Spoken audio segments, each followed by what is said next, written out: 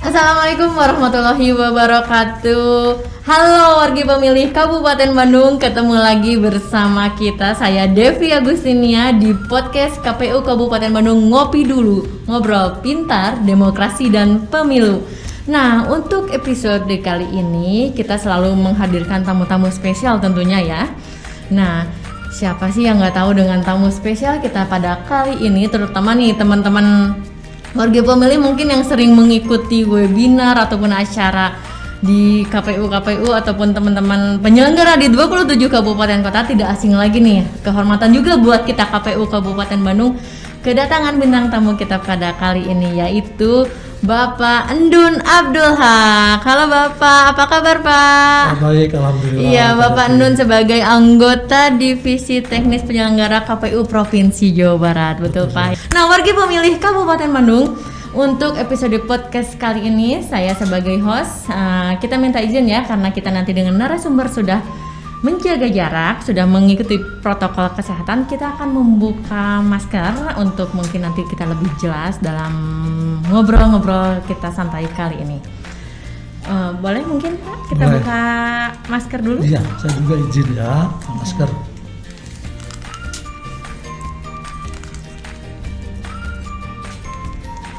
Iya Bapak hatur nuhun atas kesempatannya dan kesediaannya hadir di podcast KPU Kabupaten Bandung. Nah, untuk mungkin mengawali ngobrol-ngobrol kita kali ini nih Pak, siapa sih yang nggak kenal dengan Pak Endun ya? Terutama teman-teman penyelenggara nih di 27 kabupaten kota ya, kita sering juga ngobrol di webinar yang diselenggarakan KPU Provinsi Jawa Barat ataupun di kemarin rapat-rapat atau apa, mungkin kita sering temu walaupun itu offline maupun offline ya Pak ya. Nah, kita sapa dulu nih Pak Endun, apa saja sih Bapak sekarang kesibukannya Pak Endun di jeda kemarin habis pilkada ini ya Pak ya? Oke, betul. Ya. Baik, terima kasih Teh Devi, juga para wargi pemilih Kabupaten Bandung.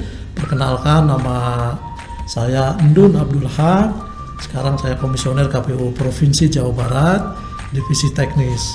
Memang kalau bicara soal pengalaman pemilu, saya ini sudah lama ini Teh Devi, hampir kurang lebih 18 tahun ini saya di KPU. Jadi kebetulan saya sejak tahun 2003 saya menjadi anggota KPU Kabupaten Bandung, Kabupaten Kuningan. Ya. Saya menjadi anggota KPU Kabupaten Kuningan 2003 atau 2008, kemudian 2008-2013 saya pernah menjadi ketua KPU Kabupaten Kuningan. Kemudian setelah itu ikut seleksi di KPU Jawa Barat, saya lulus tahun 2013-2018. Nah, kemudian sekarang ini periode kedua 2018 sampai nanti 2023. Jadi memang sudah malang melintang ya Pak ya. Kalau di perpemiluan gitu ya. 18 tahun udah ABG mungkin ya kalau umur. Kalau orang sudah ABG begitu ya. Iya. Tapi tentu sangat menarik saya kira mengikuti perkembangan pemilu setiap, berarti 4 kali pemilu ya. 4 kali pemilu. Sudah kami ikuti di dalamnya. Passionnya emang di situ nggak ya, semangatnya ya Pak ya. Iya betul. Mungkin untuk jenjang berikutnya nih Pak, mungkin Bapak mau kemana nih, ke tingkat pusat atau apa mungkin? Saya kira kalau bicara itu bagaimana garis tangan ya, tetapi tentu sekarang saya fokus untuk menyelesaikan tugas dulu di KPU Jawa Barat karena 3 tahun lagi begitu. Jadi prinsipnya do the best aja, melakukan yang terbaik. Setuju Pak. Nah, untuk kalau nggak salah kemarin di periode pertama pun divisinya sama ya Pak ya? Teknis ya Pak ya? Betul sekali. Gimana nih, Bapak tuh emang di situ maunya atau emang semangatnya di situ atau zona nyamannya tuh gimana nih? Ya, jadi memang ketika saya diberikan kesempatan ya, tentu hakikatnya oleh Allah, syariatnya oleh Bapak Ibu pimpinan KPU Republik Indonesia, waktu itu memang diberikan kesempatan memilih untuk divisi. Nah, saat itu tentu karena periode pertama saya divisi teknis, kemudian periode kedua juga saya ingin lebih menyelami lagi gitu ya, tugas-tugas memang di divisi teknis. Kebetulan memang di divisi teknis ini kan tugas-tugas yang diampunya ini memang menurut saya cukup berat ya, soal pencalonan, pemungutan penghitungan suara, rekapitulasi. Kalau bicara pemilu soal verifikasi partai politik, kemudian juga soal dapil dan lain-lain. Jadi memang karena sudah di divisi ini ya udah kita lebih dalami aja lagi begitu. Dan saya kira pengalaman pemilu, 4 kali pemilu, kemudian pilkada juga memang selalu ya mengerjakan tugas-tugas keteknisan dinikmati lah. Dan itu ternyata cukup challenge ya, cukup menantang. Iya, menantang ya Pak ya. Betul. Mungkin saya juga sering nyimak di beberapa webinar yang mungkin Bapak pimpin atau Bapak buka juga. Kalau di teknis itu merupakan tahapan puncak ya Pak ya, gongnya betul, gitu ya. Betul. Gongnya, jadi jangan salah gitu ya, walaupun cuman beberapa ini, tapi itu gongnya ya, gong dari segala tahapan. Betul ya, jadi betul tapi juga para wargi pemilih ya. Jadi pemilu itu kan sebenarnya melibatkan jutaan orang gitu ya. Dan itu terlibat tidak hanya sebenarnya pada saat pencoblosan saja, pada saat kampanye, pada saat tahapan-tahapan. Nah, memang puncak dari pemilu adalah pemungutan dan penghitungan suara. Dan itu ini melibatkan seluruh komponen ya, terutama saya kira para wargi pemilih khususnya di Kabupaten Bandung ini. Nah, untuk selanjutnya nih Pak, gimana nih mungkin ada beberapa catatan ya. Biasanya Bapak bilangnya gitu ya, catatan gitu. Kalau Bu Guru tuh ya ke murid itu tulis ya catatan nih. Catatan dari pelaksanaan pilkada kemarin nih. Secara globalnya mungkin atau khususnya di Kabupaten Bandung yang termasuk kita mempunyai pemilih terbanyak ya Pak ya, dengan TPS terbanyak juga nih di Kabupaten Bandung. Gimana nih menurut Bapak? Jadi para wargi pemilih saya kira ini kesempatan yang luar biasa ya. Jadi saya katakan saya 18 tahun di pemilu mengikuti proses pemilu, mengelola pemilu gitu. Jadi saya membaca sejarah juga bahwa 12 kali kita pemilu, kemudian ratusan kali kita menyelenggarakan pilkada. Pemilihan serentak 2020 ini baru pengalaman pertama. Jadi menyelenggarakan pilkada di tengah masa pandemi. Karena Indonesia sudah melaksanakan 12 kali pemilu, tapi belum pernah menyelenggarakan di tahapan pandemi ini gitu ya, di bencana non alam ini gitu. Jadi saya kira ini kesempatan pertama, kesempatan luar biasa yang tentu bagi pemilih juga, wargi pemilih ya, ini juga kesempatan pertama. Dan ini tentu menjadi pembelajaran untuk pemilu-pemilu yang akan datang. Betul. Dari semua aspek. Jadi misalnya kalau pemilihan serentak 2020 kemarin kan jujur saja dari sisi regulasi sebenarnya kita ini belum siap. Pemerintah, kemudian penyelenggara KPU, Bawaslu juga belum siap karena memang belum ada undang-undangnya. Gitu ya. Di undang-undang pemilihan yang saya tahu itu hanya mengantisipasi pemilu susulan, pemilu lanjutan dan lain-lain gitu. Jadi ini pilkada di masa pandemi ini kesempatan yang pertama bagi kita semua warga Indonesia begitu ya, khususnya bagi warga pemilih. Nah, oleh karena itu memang banyak catatan yang saya kira ke depan ini harus diperbaiki. Misalnya tentu pertama dari sisi aspek penyelenggaraan tahapan. Ya, karena KPU itu kan menyelenggarakan pilkada banyak tahapannya. Paling tidak ada 12 tahapan. Nah, dari tahapan rekrutmen badan ad hoc, kemudian tahapan pemutahiran data pemilih, kemudian tahapan pencalonan, logistik, kampanye, sampai dengan pemungutan perhitungan suara, penetapan, itu setiap tahapan itu biasanya ada catatan-catatan kekurangan dan kelemahannya. Nah, saya kira kalau disebutkan di sini mungkin cukup lama tetapi sekali lagi khususnya yang berkaitan dengan penerapan protokol kesehatan gitu ya. Jadi misalnya kayak rekrutmen badan ad hoc kemarin, saya kira kita ingat betul bagaimana setelah direkrut melalui seleksi CAT, kemudian melalui ujian wawancara dan lain-lain, kemudian harus dites rapid. Kemudian di rapid banyak juga yang ditemukan reaktif misalnya. Nah, tentu ini kan menimbulkan kegaduhan, kemudian juga proses seleksinya akhirnya diulang dan lain-lain gitu ya. Jadi ini banyak oleh karena itu bagi warga pemilih ya, saya kira ini kesempatan kalau nanti KPU Kabupaten Bandung khususnya menyelenggarakan pemilu atau pemilihan ke depan, kalau ada kesempatan untuk mengikuti seleksi badan ad hoc, saya kira harus berpartisipasi, ikut serta ya. Jadi saya ingin mengatakan kita ini sebagai warga negara yang baik ya, good citizenship. Bagusnya kalau sedang ada pemilu itu jangan hanya jadi penonton ya, tetapi harus berpartisipasi, misalnya tadi menjadi penyelenggara pemilu. Kemudian tahapan lain misalnya dalam tahapan kampanye atau tahapan pencalonan ini juga sama. Saya kira penerapan protokol kesehatan betul-betul tidak hanya KPU yang harus mentaati saja, tetapi semua komponen, partai politik dan lain-lain. Nah, khususnya bagi tahapan pemungutan dan hitungan suara. Jadi saya kira ini juga mengingatkan kita semua, wargi pemilih Kabupaten Bandung, diharapkan tentu setiap ada event pemilihan harus berpartisipasi, tidak hanya salah datang satunya ke TPS, dengan ya. jadi KPPS Dengan tadi ya jadi Pak salah ya. satunya tadi aktif menjadi penyelenggara, Iya. jadi KPPS, menjadi PPS ataupun menjadi PPK. Jadi TDP wargi pemilih sebenarnya setiap pemilu pasti ada saja kekurangan dan kelemahannya, tapi tentu komitmen kita untuk terus melakukan perbaikan terus menerus begitu. Ya.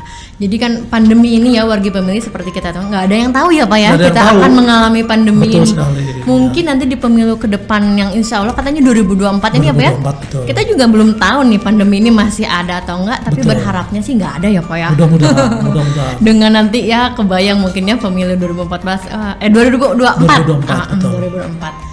Nah, untuk itu mungkin tadi Bapak juga udah ngasih masukan dan beberapa masukan ya buat warga pemilih nih terutama. Jadi kita jangan hanya sebagai pemilih gitu ya Pak ya. Sebagai pemilih dan penonton saja. Iya, jangan sangat penonton aja. Penonton podcast kita boleh. Iya, boleh. Subscribe malah boleh. Subscribe, like, jangan lupa. Mungkin nanti komen juga ya. Nah, tapi kita juga harus aktif menjadi penyelenggara. Betul. Salah satunya tadi contohnya mungkin menjadi KPPS, PPK, PPS dan kita menggali juga nih ilmu-ilmu mengenai pemilu dan pemilihan ini melalui podcast seperti ini ya Pak ya? Ya, betul sekali. Jadi saya sekali lagi ini mengapresiasi ya bagi keluarga besar KPU Kabupaten Bandung. Saya kira ini langkah konstruktif yang saya kira patut diteladani oleh KPU-KPU yang lain. Jadi saya kira ini alat podcastnya lengkap, modern gitu ya.